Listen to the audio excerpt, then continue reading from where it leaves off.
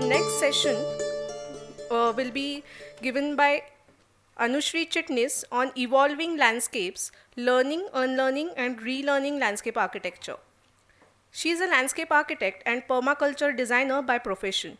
After working with Vikas and Nilima Bhosekar and Land Art Designs in Pune, Anushri started as a freelance landscape architect since 2016. She has done many residential and commercial landscape projects with an ecological underlay, theme gardens, and permaculture design projects. Her love for nature also extends itself towards her artwork, including murals, sketches, upcycled objects, and recently paintings with natural dyes and inks. She currently runs an independent design practice offering landscape and permaculture design, interior design, and art commissions representing biodiversity. Good afternoon, everyone. I am going to talk about the ecological initiatives in our design projects. The image here shows a planting succession diagram that we often refer to show how proposed plant growth and its spatial response is anticipated. My talk is about this process of evolving landscapes. Landscape projects, by their very nature, are dynamic. But when we consider the layer of ecology as an important governing factor, this succession is no more restricted to plants and spaces only. It's also about those thousands of faunal interactions that come along with the evolving ecosystem. From a pure learning point of view, when I started observing these changes, a lot of unlearning was required, mostly to let go of some defined notions of ecology in design landscapes and accept that there are many factors which are very unpredictable. Collaborations are required with various people to overcome our own limitations and design more locally appropriate systems. I will be sharing snippets of 3 ongoing projects where we have, in varying degrees, attempted to work with the surrounding ecosystem or design suitable microhabitats within the site. But before we move on to the projects, I'd like to emphasize on the fact that designing with ecology is a subconscious thought process.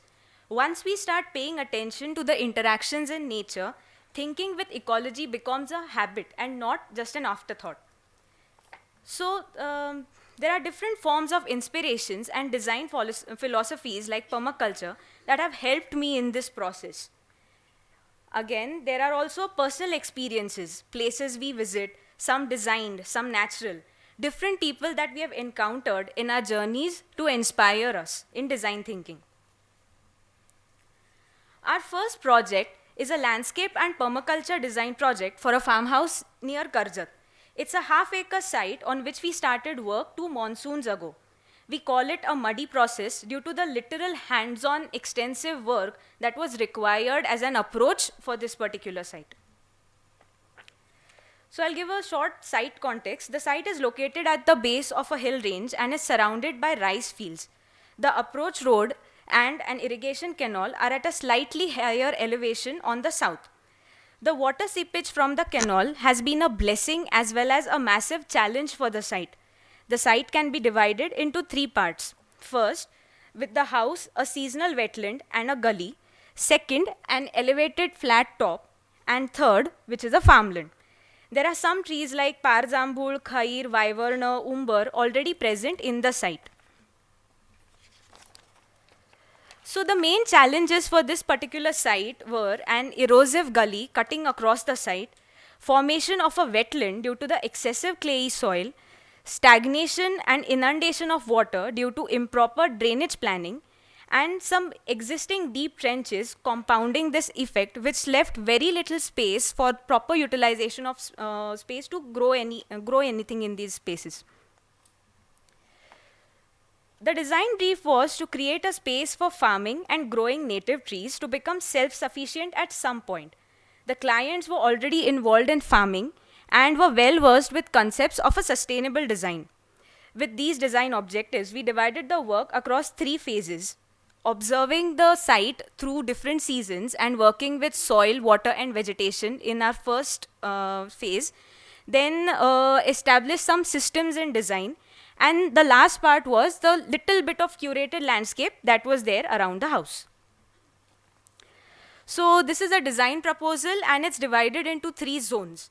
First is the area around the house with some usable spaces. The gully converted into a seasonal seasonal water body, which becomes part of the overall wetland system in that area. And third was a grey water treatment zone. Then second zone was providing areas for growing vegetables on raised beds and trellis. And the third one was a food forest with shelter belts to protect from hot winds during the summers, which was on south and west. A detailed planting strategy was devised to cater to the scenarios, to all these scenarios across the site. This can be classified as ornamental and fragrant plants around the house, the grey water treatment zone, wetland species on bunds, fence planting, biomass plants and fruit trees in the farm, and plants on south and west as part of the shelter belt. These species were selected in consultation with Broom Sir, interactions with the locals, observations of similar areas in the surroundings, and our own research and wish list to complement that. So, phase one of the work on site included making an on-site nursery, digging some deep trenches on south and west to divert the water with sufficient planting to hold up the banks of these deep trenches, a dug well for irrigation, and closing of the previous unnecessary trenches. Post-monsoon of 2018, we carried out our next part of water management strategies.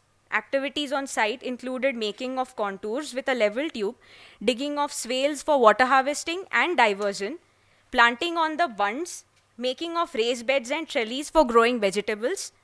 Eventually, our plants in the farm and shelter belts had taken quite some hold in a period of 9 months.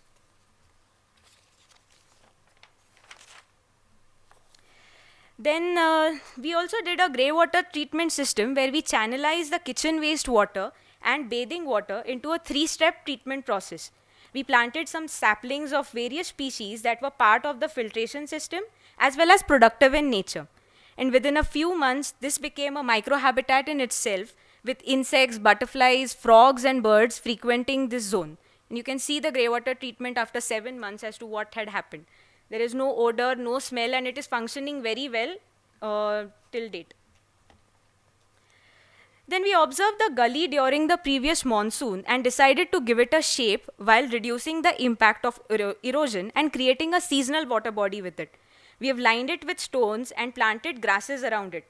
Around the same time, the locals taught us how to make controlled fire lines, as forest fire is a frequent problem in this particular region. Then there are some works that are taking shape around the house as part of the curated landscape, but we are going to build up more on this post the monsoons, where the soils again become agreeable to work with. This monsoon, these are the activities that were going on in the farm area. Our trees on the bunds along the swales were doing pretty well. We had some haldi plantation on the bunds. Then the clients also started doing some rice farming and invited friends and families to volunteer and work in the farm. So working on this site, which is still ongoing, has been a very hands-on exercise with lots of experiments. Everyone, right from our clients to the locals to us, worked in the field together.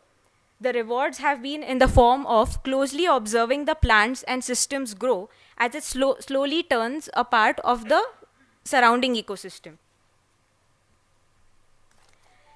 Then our next project is an ongoing landscape design for a resort in Igatpuri. Here the client's requirements are commercial in nature and we had to balance it with an ecologically sensitive design approach. Hence we call it a fair trade. The main challenge for this site when we were approached were an already laid out road with no proper drainage system. Then there was no real tree cover on the site. The continuous slashing and burning of seasonal grasses coupled with very heavy rainfall in this area had left very little soil cover and a very, very constrained budget. So the brief from the client was to create an oasis even during the hot summer months. Our proposal included interactive design elements rather than have a visual green blanket all around. Other objectives also included increasing the organic content of the soil, effective water harvesting and water management measures, and creating microhabitats for local flora and fauna. A lot of effort also went into the orientation of the client and the working team towards explaining the ecological needs of the site and approach the design brief in a more sustainable manner. An overall tentative site planning was done based on the project requirements. Here we approach the development in different phases relative to the site conditions. The first phase here consists of temporary restaurant and surrounding areas, a plant nursery, some sensory garden elements, a play area, and a set of glamping tents, all of which you can see in the northern part of the site across the road. A percolation pond was also initiated at this phase, and the bungalows and the clubhouse are something that are under construction currently. So one of our very first elements that we executed on this site has been the mandala garden. The sketch of it is given in the corner, where plants are arranged in concentric manner to maximize the edges available for planting. We've introduced many herbs and fruit trees over here, and the visitors are encouraged to go inside, smell, touch, taste, and of course see different edible plants together to make it a complete sensory experience. Here is the mandala garden in the first picture post planting. For planting medium here, since the soil cover was very less, we had layers of dry cut grass and leaves from the site and surroundings, and some little murum and manure and heavy mulching was suggested over these planting beds. Some farming activities were also proposed for the requirements of the kitchen and to engage the visitors who came to the site. Then this is the part of the edible garden near the kitchen with raised beds made with excess material from the construction activity. For the pathways again we used waste shahabat pieces, and the light fixtures were something that were easy to assemble on site, and if anything goes wrong they could just simply make it with materials from around. Then there was also something called as the glamping tents that were arranged in the site to give a panoramic view of the hills. These have a vast foreground with lawn, but again in this area, the planting medium consists of a similar layering technique that we used for the mandala garden. As a result, this entire lawn sits on a beautiful compost today, and we've actually seen really nice earthworms coming out from places. So nice thick black compost is there beneath this lawn. The lawn expanse is also broken by the pockets of butterfly attracting plant clusters, and a visitor is greeted by butterflies and bees and sunbirds early in the morning. So if the area in front of the tents is a lawn, the area behind the tents was allowed to be wild.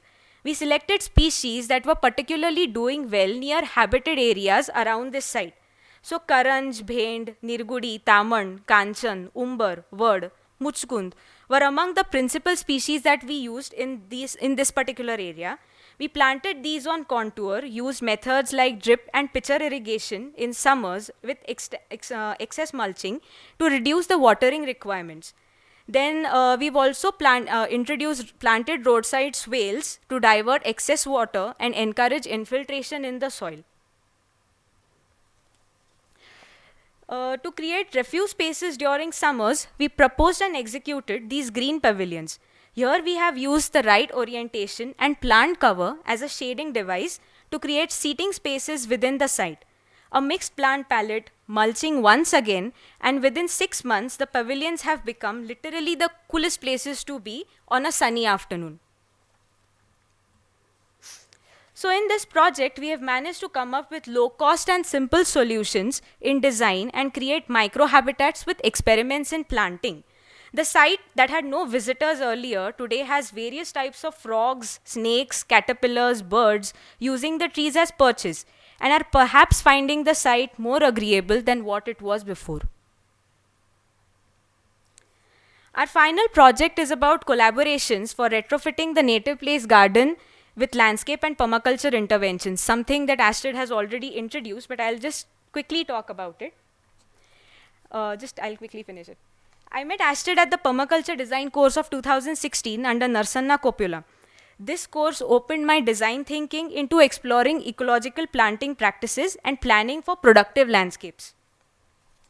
It all started with the design of a trail for the Native Place Garden.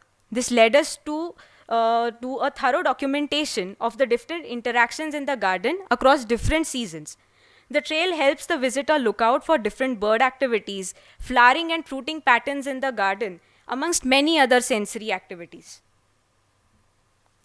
Supporting the trail were some artworks related to the trail or the diversity of the garden, or something as simple as making upcycle planters with the staff at Native Place. The idea behind showing this is when such hands-on collaborations happen, one idea leads to another. And if we can tie all of them to the entire site, the overall value of the entire project gets enhanced. We've already seen the food forest explained very well by Astrid earlier. Here I want to talk about the spatial characteristics, materials, and the diversity of the space. We called it the reverse food forest as our canopy level plants were already in place, and we had to focus on the underplanting in the open and closed canopy areas. So a good mix of perennial vegetables, climbers, fruit trees, ground covers were planned. Where the trail passes through the food forest, we've planted some perennial flowering shrubs.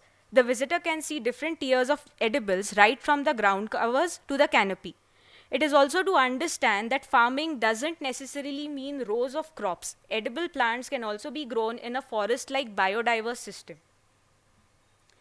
Then there were these modified French drays, which are instrumental in acting as silt traps after the first wash, and a very good concept that we realized for lawns where we need such open spaces in our design, yet some water and soil management interventions are needed.